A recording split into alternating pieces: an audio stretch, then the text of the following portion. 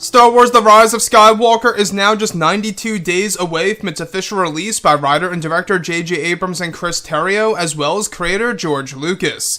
This is Mike Zero. Make sure to subscribe if you're new to the channel for future Star Wars content.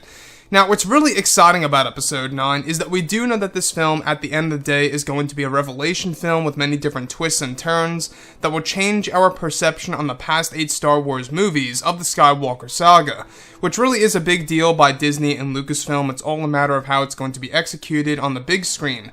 Now, ever since the release of the first teaser trailer, a lot of fans have been looking forward to the third and final trailer of Episode 9. Now, these past couple of weeks or so, we've been learning a whole lot more about this movie when it all comes down to various shot descriptions of the upcoming third trailer of Episode 9. This is where things begin to get very intriguing for this movie. Now, specifically, shot descriptions consisting of a sequence where it's explained that Rey and Kylo Ren are said to be running away from a large tidal wave of water as they are both holding their ignited lightsabers.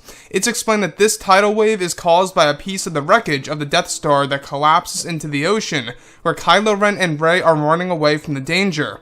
It's explained that eventually one of the sequences is said to involve a moment where Kylo Ren and Rey are fighting each other with their lightsabers, with tons of lightning can be seen in the background and in the distance. The next describes a sequence in which Kylo Ren is said to be inside of a strange cave, where he is said to be holding an ancient Sith relic that is shaped like a hexagon that glows in a yellow hue, where Kylo Ren is looking down at the object.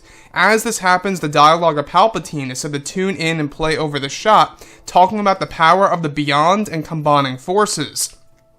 Now, the scenery is said to be very dark and gritty, where Kylo Ren appears to be very emotional during the scene, where dialogue of Han Solo also begins to play in the background. Another describes a moment where Rey is said to be inside of a strange tower on a world that appears similar to Batuu, where she is said to be using a strange tool on Luke Skywalker's lightsaber, where as she tinkers with the saber, she ignites it where the voices of Anakin, Luke, Kenobi, and Yoda can be heard in the background. So let's go over a couple of parts about this. Now, we do know that Episode 9 is going to be a movie that's going to be very important to Disney and Lucasfilm because, after all, this movie really does determine the future of the Star Wars franchise and where things are really going to go for the entire Star Wars franchise after Episode 9, right?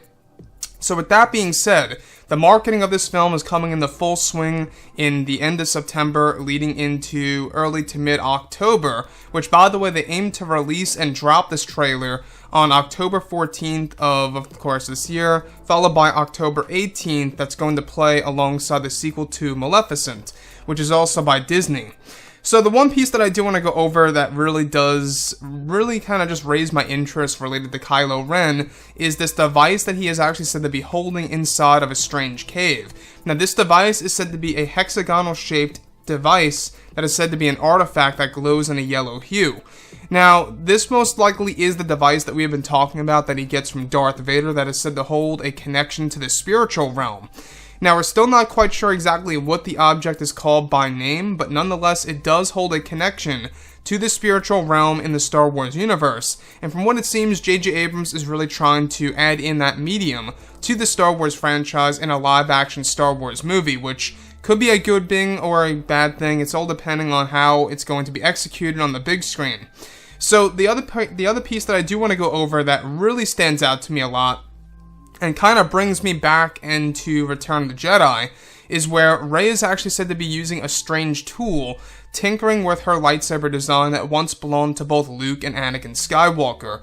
And as this happens, she begins to pretty much, tinker with the lightsaber design, puts it together into one piece, and ignites it. And as this all unfolds, she begins to hear the voices of Luke, Anakin, Kenobi, and Yoda. This is very similar to what we got in the deleted scene for Return of the Jedi, where Luke Skywalker's inside that cave on Tatooine, where he's actually using a tool and putting it together once more, and finalizing the design of his saber and igniting it.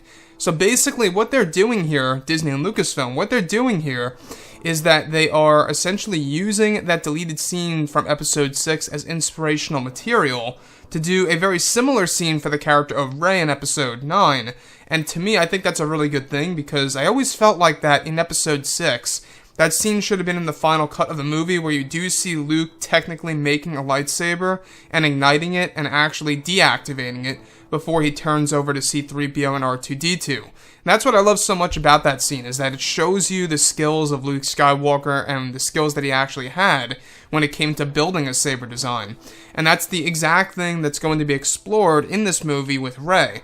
My only question is, how would Rey even be able to build a lightsaber or put it back together into one piece? We do know that somehow, some way, she gathers the pieces on Batuu. I think that we learned that over at Galaxy's Edge, and then she actually puts it together there, so there's a good chance that this world that appears like Batuu is actually going to be Batuu.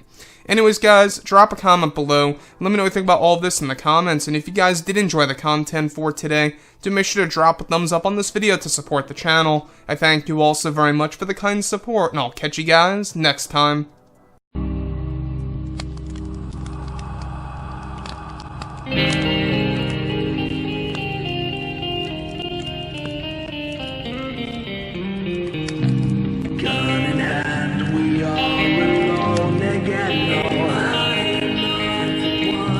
Night to moon, we hear them moans again.